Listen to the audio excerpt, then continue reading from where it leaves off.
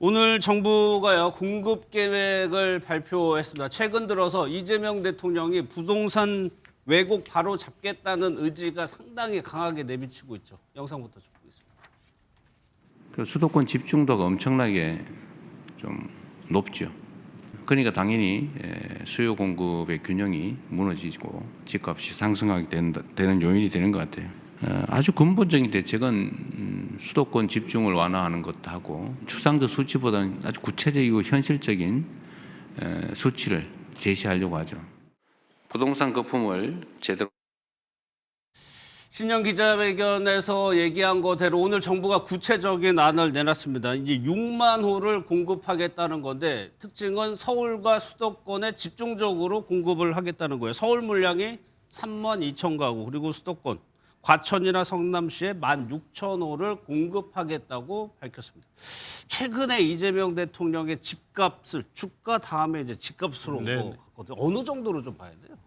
지금 이제 그 집값에 대한 그 수도권 집중, 특히 서울 강남 3구를 포함해서 수도권 요지에 집중되는 이 심각성에 대해서는 정말 정부 그리고 저희 뭐 대통령 기관들 등등이 굉장히 주의 깊게 보고 있습니다.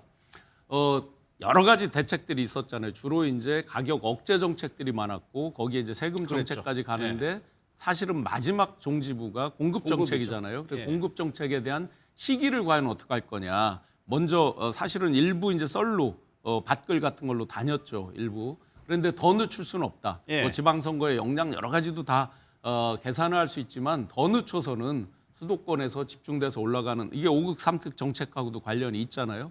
더 늦출 수는 없다. 이번에 이제 특징이 보면 정부가 직접적으로 통제할 수 있는 장소들이잖아요. 대부분이. 그리고 LH라든지 집중적으로 빨리 할 수 있는 곳으로 하려고 하는 건 이미 이제 발표가 나와 있잖아요.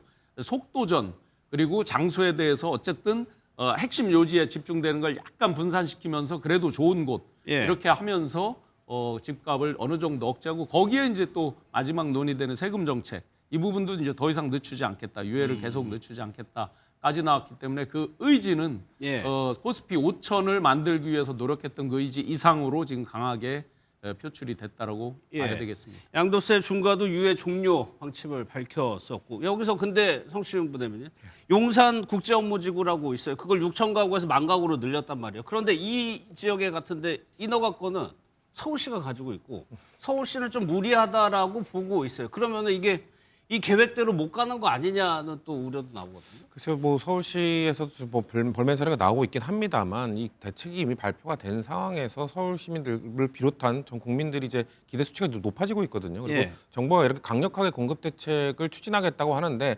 서울시가 뭐 절차를 문제를 얘기하면서 우리는 이거 반대하겠다고 얘기도 어려울 겁니다. 그리고 지금 사실 서울시도 뭐 곧 아까 우리가 전반부에 한참 다뤘던 이 지방선거가 곧 있는 상황에서 지금 국민들 이 서울 시민들의 여론을 의식할 수밖에 없거든요. 그런데 지금 이 공급 대책에 대해서 브레이크를 거는 게 서울시다?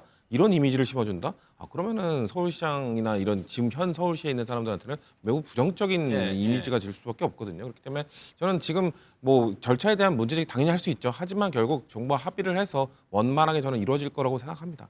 그래서 결과적으로 집값이 안정이 되느냐가 제일 관심일 것 같아요. 신부위원장께서는 어떻게 좀 뭐 그동안 풍선 효과부터 뭐 집적 효과 여러 가지 이제 분석들을 하면서 계속 지금도 부동산 가격이 상승되고 있고 그거는 이제 전 세계적으로 부동자금 우리나라 약 4,300조 정도가 다니는 중에 주가 부양으로 이제 많이 들어간 건 굉장히 긍정적인 측면이고 그런 것들이 이제 선순환이 일어나면 좋은데 부동산으로 계속 가면서 또 올라가는 부분 이것까지를 다 고려를 해서 이제는 더 이상 여기서 올라갔을 때는 국민들의 그 양극화까지를 막기가 어렵다라고 판단을 하고 있고 그래서 아마 이제 종합 대책에 거의 낼 수 있는 거를 거의 많이 냈기 때문에 여기서 더 올라가는 부분에 대해서는 강력히 규제를 다 할 거예요 아마 마지노선이라고 아마 정부에서는 많이 판단한 것 같습니다. 알겠습니다. 최근 들어서 대통령이 아주 강하게 의지를 내비치고 있죠.